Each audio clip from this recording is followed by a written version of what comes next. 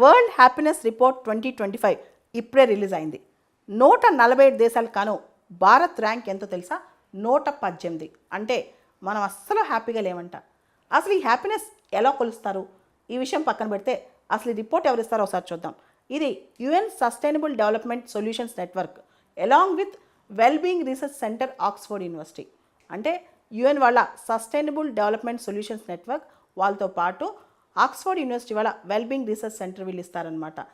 ప్రపంచంలో మనం గమనిస్తే కనుక కొన్ని దేశాలు అయితే ఇంకా అన్హ్యాపీగా ఉన్నాయి.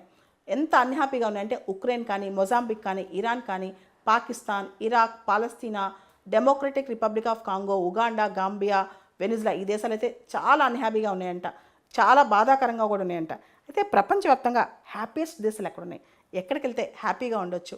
ఆ దేశాలే స్కాండినేవియన్ దేశాలు. ప్రపంచంలో చాలా సంవత్సరాల నుంచి అంటే 8th కాన్సిక్యూటివ్ టర్మ్ 8 సార్లు కంటిన్యూస్గా Finland top most happiest country. Finland తర్వాత డెన్మార్క్, ఐస్లాండ్ అనమాట. ఇవన్నీ చూస్తే చిట్ట చివర ఎవరున్నారు? లాస్ట్లో అసలు ఆకలి, దారిద్ర్యం, రాజకీయంగా అనిశ్చితి, ప్రొలాంగ్డ్ కాన్ఫ్లిక్ట్ ఎవరున్నారంటే ఎలాంటి దేశాలు ఉన్నాయంటే ఆఫ్ఘనిస్తాన్ కావచ్చు, సియరా లియోన్ కావచ్చు, లెబనాన్ కావచ్చు, ఇలాంటి దేశాలన్నీ చివర్లో ఉన్నాయి. అయితే అసలు ఏం బేస్ చేసుకుని హ్యాపీనెస్ కౌంట్ చేస్తారు? మనుషులు నవ్వుతూ ఉండాలా? ఎప్పుడూ సంతోషంగా ఉండాలా? అసలు మనుషులు సంతోషంగా ఉండాలంటే ఏం కావాలి? దీనిలో 6 పారామీటర్స్ తీసుకున్నారనమాట. అదే ఒకటి సోషల్ సపోర్ట్, రెండోది జీడిపి పర్ క్యాపిటా, మూడోది హెల్దీ లైఫ్ ఎక్స్పెక్టెన్సీ, నాలుగోది ఫ్రీడమ్ స్వేచ్ఛ, ఐదోది జనరాసిటీ దాతృత్వం కేరింగ్ అనమాట, ఆరోది పర్సెప్షన్ ఆఫ్ కరప్షన్. ఈ ఆరిటిని పారామీటర్స్గా చూస్తారు.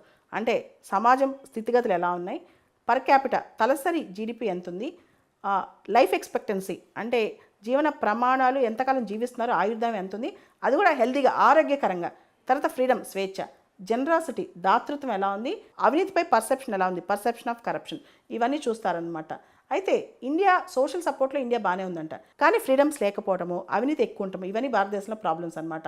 అండ్ మన చుట్టుపక్కల దేశాలు చూస్తే Sri Lanka rank 133, Bangladesh rank 134, Pakistan rank 109, Nepal rank 92, China rank 68. అంటే భారతదేశం కంటే చైనా బెటర్గా ఉందని చెప్పుకోవచ్చు అనమాట.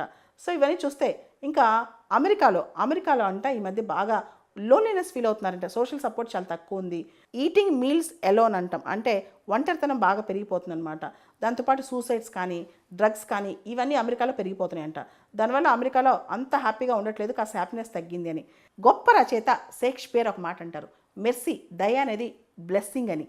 అంటే దయ చూపించినా దయ పొందినా రెండు బ్లెస్సింగే అని. అలానే ఈ రిపోర్ట్లో హ్యాపీనెస్ రిపోర్ట్లో ఒక మాట అంటారనమాట, caring is a twice blessing అని.